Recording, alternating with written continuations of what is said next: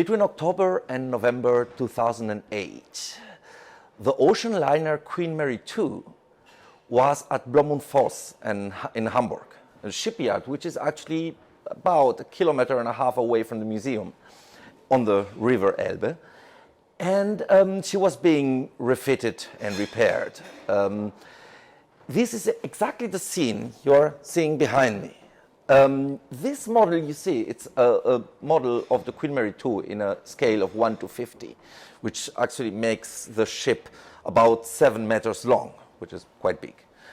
And this model was built before the scene took place. It was built in the early months, it took about half a year to build the model, in the early months of 2008. This was the year the museum here, the International Maritime Museum of Hamburg, opened.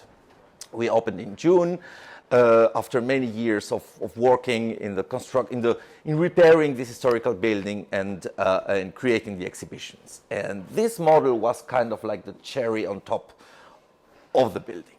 The idea behind it was to make something for kids, to make the exhibition a little bit more attractive.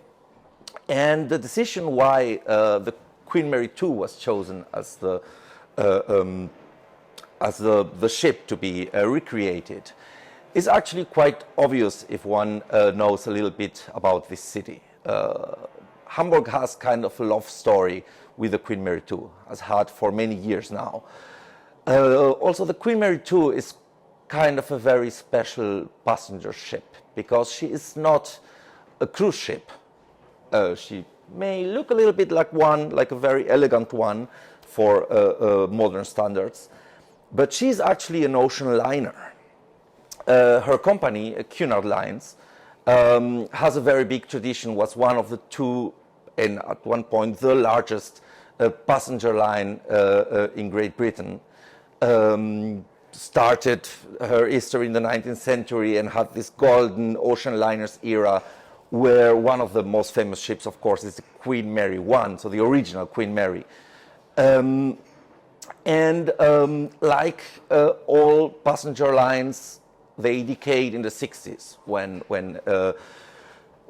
jet airplanes, commercial planes, took over transatlantic travel and it was no longer necessary. It became much faster to go by plane over an ocean than to take the ship. And what used to be most ocean liners at the time became or were used more and more just for cruises. And at one point, one stopped building ocean liners and only cruise ships were built. The main difference is cruise ships don't need to be, they just need to cruise. So they don't need to be fast. And also they don't need to face bad weather. If you are in a cruise ship, you are going to travel around the bad weather. You don't want to go through a storm. An ocean liner needs to be very sturdy and very fast. And there were only a couple of very old ocean liners in the early 2000s when Cunard, also because of the initiative of a good friend of the museum, naval architect Stephen Payne, decided to build a new ocean liner, which is actually much more expensive. Like in the words of Stephen Payne, it's about 40% more expensive to build a Queen Mary II, an ocean liner, than to build a regular cruise ship. They did it nevertheless, and the ship has been quite successful, and it's a legend. It looks very special. If one look at the hull lines of the ship, they are softer and slimmer than a modern passenger ship that doesn't need to go fast or to cross through bad weather.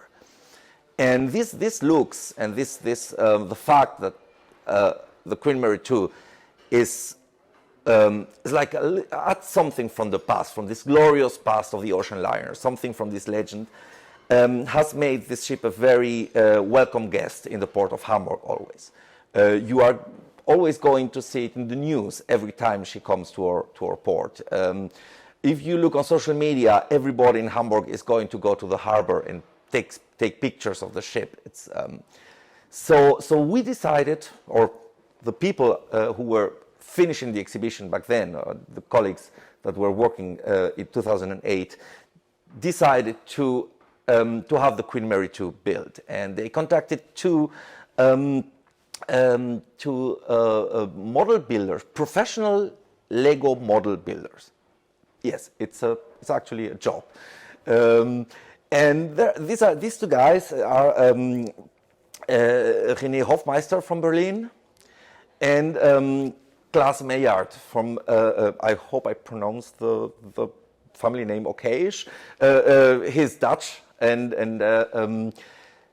they together in about half a year they built this, and it's an impressive work for many reasons. It's about the ship alone is about 780,000 Lego bricks put together, plus the whole diorama around it that represent this Dock 17 of Blohm+Voss.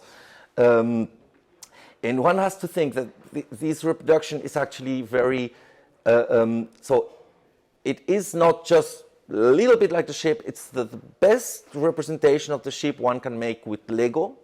It's using the original building plans of the ships to get really the ship in a scale of 1 to 50. The one funny thing about the diorama is at first it was just the ship and the dock. And when the work was finished, the model builders, René and Klaas, asked the direction of the museum if it would be okay to put figures on it.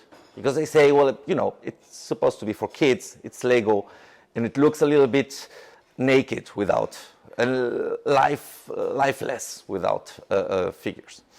And so they got an okay to do so. And that's where things went crazy, because what was a realistic representation of the ship got a lot of cartoon characters and movie characters and very strange scenes on the aboard the ship, which makes it not only beautiful and impressive, but also genuinely funny. There is also there's a couple of Easter eggs on it. And a very special one, if you look on that crane, I think it's going to be on the camera, the blue one on this side of the ship. There is a small pink bicycle hanging from it. And this is actually the signature of Klaas Meijard, because he's Dutch, and bicycles and Dutch. So every time he makes a diorama out of Legos, he puts somewhere a pink bicycle. So that's his signature. There are cows aboard the ship and everything else, and it's actually and also a thing we have heard from people that kind of asked if we are not going to modify the ship, because since the time the Queen Mary 2 has been modified to get more cabins, so there is an extra deck on top of the ship now, and so no, we are not going to do this. Because this is the Queen Mary 2 at Blohm+Voss in 2008, what you see. A very interesting fact about this model is that we do have in our collection extremely valuable historical models and other, the paintings or bone ship models, the Santa Maria made of massive gold, and so on. We have really amazing things. But when I tell people I work at the museum, and they have been here before, they say, oh, yes, the Lego ship. So this is the one people remember. And I can understand why. Because everybody for generation has played with Legos. My parents played with Legos. The kids of my brother play with Legos. So there is everybody has a link to this. And the ship is simply amazing. So it's something really to remember. And in that aspect, it may not be the best or the most valuable object in the museum. It isn't, for sure. But it is probably the coolest object we have here, in my opinion at least.